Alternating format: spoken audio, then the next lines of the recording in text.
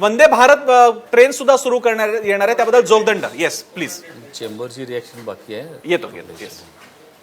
आत्ताच्या या महाचर्चेमध्ये भाग घेताना माझी मानसिकता आमच्या रेल्वे ड्रायव्हरची झालेली आहे.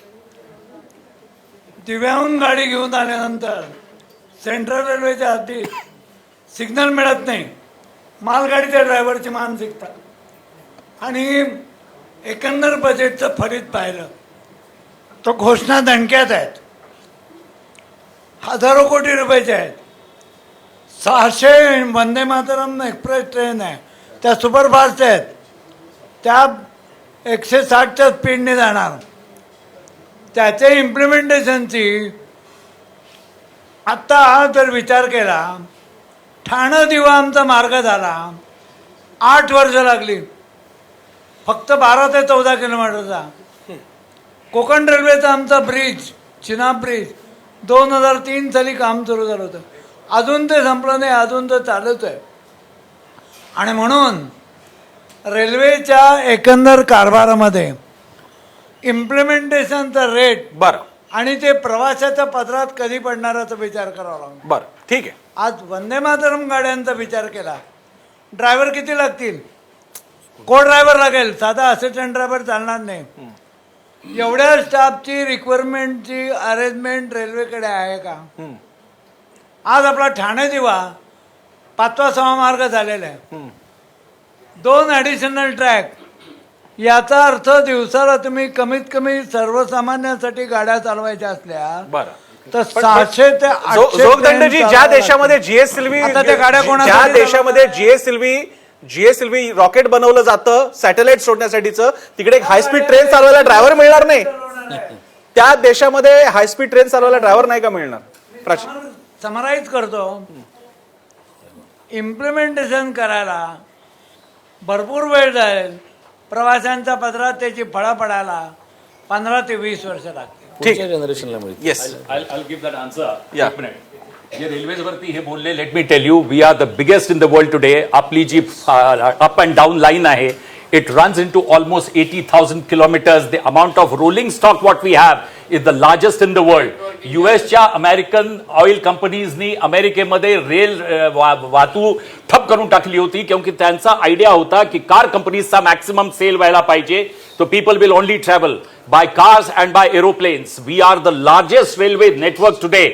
आणि दुसरा, जसं तुम्ही म्हणाला की अगर आपल्याकडे हे जे आज तुम्हाला दिल्लीला सांगतो, we have spend 50,000 crores on New Delhi metro. A world class infrastructure is been created. हा पैसा कुठून आला? हा पैसा आपल्याला 1% रेट ऑफ इंटरेस्टवर मिळाला. Similarly you are upgrading your technology, म्हणजे तुमचं जे एक्झिस्टिंग रेल्वे नेटवर्क आहे त्याच्यामध्ये ऍक्सिडेंट्स नाही होणार, because you are borrowing that new technology. आता ही जी अहमदाबादची जी लाईन चालली आहे त्याच्यावरती आपण क्रिटिसिझम करतो की ही फक्त, अरे it has to start from somewhere, it has to start.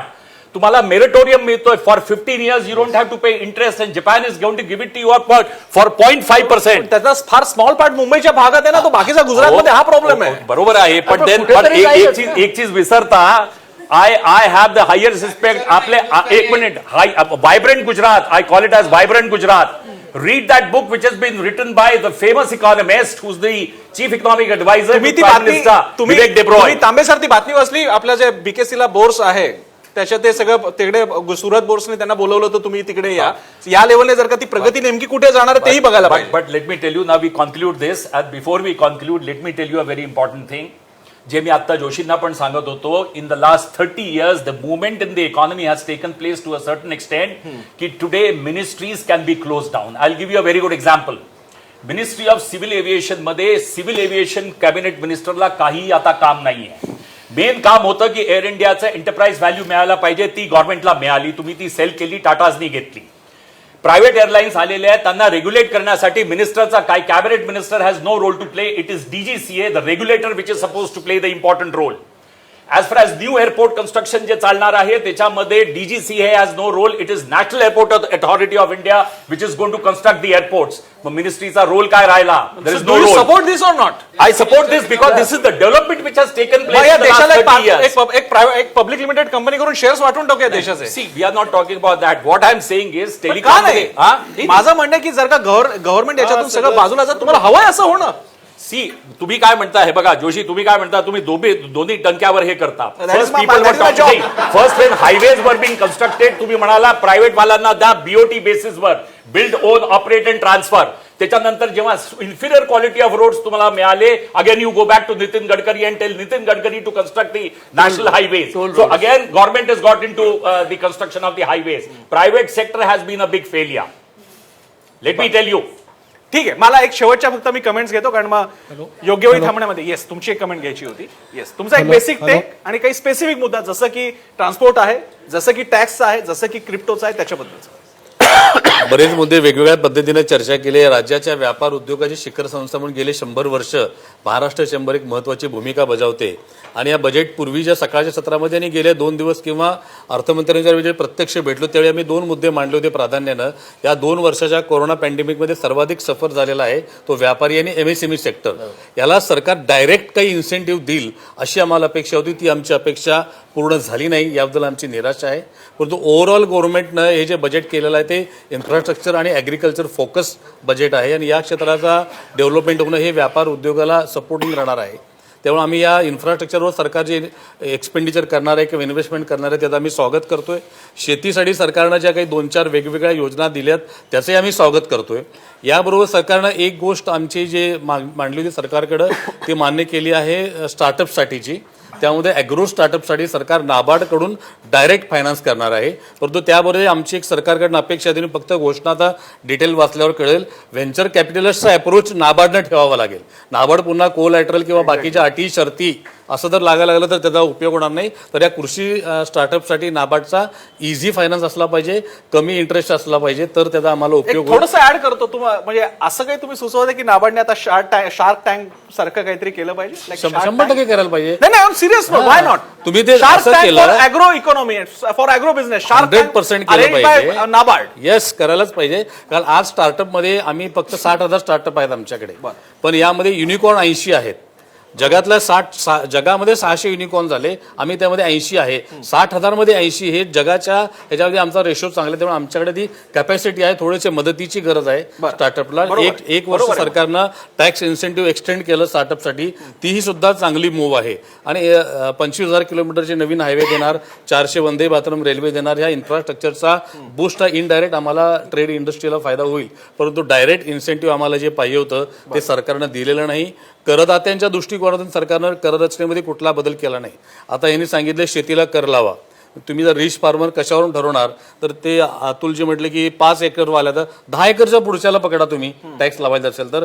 10 एकरच्या पुढच्या शेतकऱ्याला सगळा खर्च जाऊन उत्पन्न झालं तरच टॅक्स. पण आमच्या मराठवाड्यामध्ये 10 एकरला काही फार नाहीये, 10 एकरपेक्षा जास्त झालं. माझं तर त्याहीपेक्षा पुढं म्हणणं आहे. दोन मुद्दे आहेत, प्रसन्नजी 2 मुद्दे आहेत. सरकारनं कॉर्पोरेटला 22% टॅक्स केला आणि पार्टनरशिप फर्म आणि LLP आम्हाला मात्र 30% टॅक्स आहे. तर हे आम्हाला एकसारखं आणा. आता 18% केला. ते तो जो कमी केला तो पार्टनरशिप फर्मला सुद्धा कमी केला पाहिजे. फक्त कॉर्पोरेटला बूस्ट करता आणि पार्टनरशिप फर्मला तुम्ही करत नाही, तो केला पाहिजे. आणि त्याही पुढे जाऊन आमचं असं म्हणणं आहे जे नोकरदार आणि इंडिव्हिज्युअल टॅक्स पेअरचा आयकर पूर्णपणे काढून टाकला पाहिजे. ओके, तुम्ही शेतकऱ्याला कशाला आणता, काढूनच टाका. तुम्ही GST घेताय ना आमच्याकडे, तुम्ही ते GST स्ट्रेंथन करा. बरं. आणि ह्या छोट्या छोट्या तुम्ही मिळणार किती त्यातनं काढून टाका यांचा इन्कम टॅक्स. डायरेक्ट टॅक्सचं प्रमाण इनडायरेक्ट पेक्षा कमी असेल तर मग सरळ इनडायरेक्टवर फोकस करा. त्यामध्ये जी अजूनही चोरी होते. महाराष्ट्र टॅक्स पेईंग कंट्री आहे, टॅक्स अबाइडिंग कंट्री आहे. महाराष्ट्र चेंबर बरोबर यावरती डिस्कशन करूयात, कारण हा अर्थक्रांतीवाल्यांचा फार मोठा अजेंडा आहे की इन्कम टॅक्स अबॉलिश करणं. पण ठीक आहे, तो पूर्ण वेगळा मुद्दा ठरेल. मी शेवटच्या काही कमेंट्स घेतो, एक सत्यजित तांबेंकडून आणि त्यानंतर तुमच्या आणि मग बाकीच्यांकडे. नाही, एकंदरीतच युवकांच्या विशेष करून आता स्टार्टअपच्या बाबतीमध्ये ललित गांधीजींनी जे सांगितलं की स्टार्टअपमध्ये सरकारने प्रोएक्टिव्हली काही भूमिका घ्यायला पाहिजे होत्या. Startup India, wake up India, day जाहीर केलं ना, वेगवेगळे म्हणजे योगा डे आणि स्टार्टअप डे. आता तसं न करता म्हणजे सोपं उदाहरण म्हणजे सरकारने व्हेंचर कॅपिटलिस्ट सारखी भूमिका पार पाडली पाहिजे. हे अत्यंत महत्वाचं आहे. कारण आज जर छोटा मुलगा एखादा युवक जर एखाद्या बिझनेससाठी एखाद्या बँकेकडं मुद्रा लोन, कारण त्याच्यासाठी एकच ऑपॉर्च्युनिटी आहे मुद्रा लोन, आणि ते मुद्रा लोन त्याला बँक देतच नाहीये, बँक त्याला उभंच करत नाहीये, त्याला त्याचा तो एका सायझेबल झाल्याशिवाय त्याच्याकडे व्हेंचर कॅपिटलिस्ट येत नाहीये. बरोबर आहे. तो शार्क टँकला प्रत्येक युवक जाऊ शकत नाही. तुमच्याकडे आज 100 गेले असतील, पण 1,00,000 युवक त्या ठिकाणी छोटे छोटे उद्योग करताना करतायत, धडक मारतायत आणि बंद पडतायत.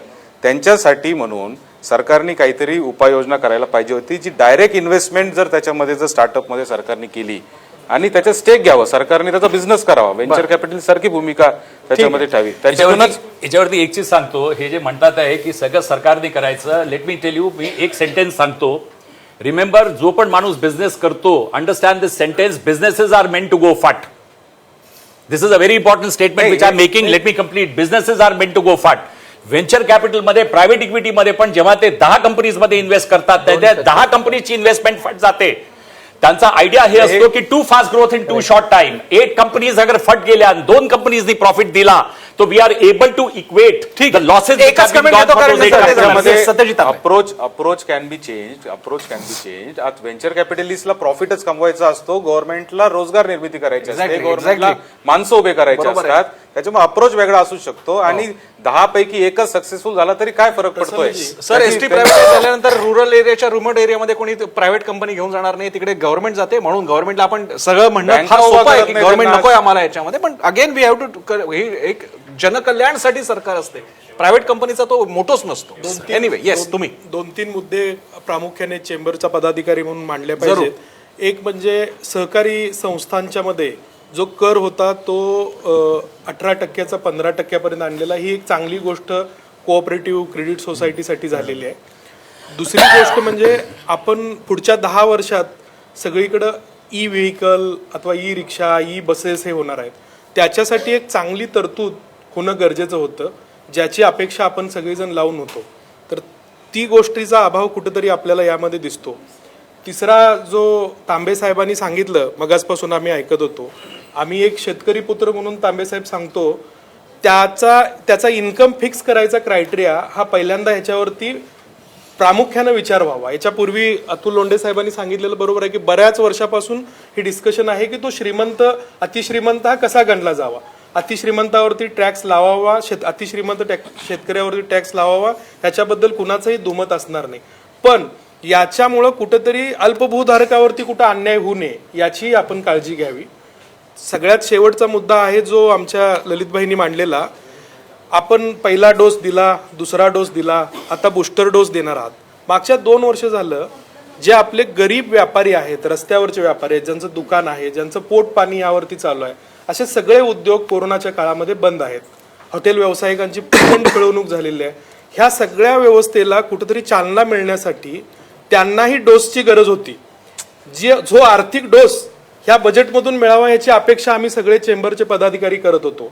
परंतु या बजेटमध्ये त्यांना ना पहिला डोस मिळाला, ना दुसरा डोस मिळाला, ना आता बूस्टर डोस कधी मिळणार आहे याची पण अपेक्षा. प्रसन्न, याच्यात मला एकच फक्त बोलायचं आहे की निर्मला सीतारामन आज जशा बजेट द्यायला आल्या तसेच वर्षभरापूर्वी रोज लगातार 7 दिवस येत होत्या आणि दुपारी 4 वाजता काहीतरी घोषणा करत होत्या. आता येतील 20 लाख कोटी रुपयाच्या घोषणा केल्या होत्या त्या एसएमई साठी आणि सामान्य लोकांसाठी, हाऊसिंग लोनसाठी, लोन रिस्ट्रक्चरिंग साठी. त्याचा किती फायदा सामान्य माणसाला, मध्यमवर्गीयाला आणि छोट्या उद्योगपतीला झालाय, हा खरा प्रश्न मला चेंबरला विचारायचा आहे. नाही, त्यामध्ये काय झालं, 20 लाख कोटी रुपयाचा किती लोकांपर्यंत सोशल जे होतं, मोफत धान्य वगैरे ते गेलं. MSMEला 3 लाख कोटीचं पॅकेज दिलं. त्यामध्ये नंतर इव्हेंच्युअली व्यापार आम्ही आग्रहानं केला, ते समावेश करून घेतला पंतप्रधानांच्या हस्तक्षेप करून. त्यामुळे मला 41,000 कोटी रुपये व्यापारी क्षेत्राला मिळाले. पण हा सगळा पैसा आमचा गव्हर्नमेंटचे ड्यूज भरण्यामध्ये गेला, टॅक्स भरण्यामध्ये गेला. आम्हाला आमच्या बिझनेससाठी किंवा इंडस्ट्रीसाठी जे वर्किंग कॅपिटल लागत होतं ते मिळालं नाही. त्यामुळे ते काय आम्हाला अपेक्षित गती त्यातनं करता आली नाही, फक्त ऑक्सिजन मिळाला आम्हाला. बरं.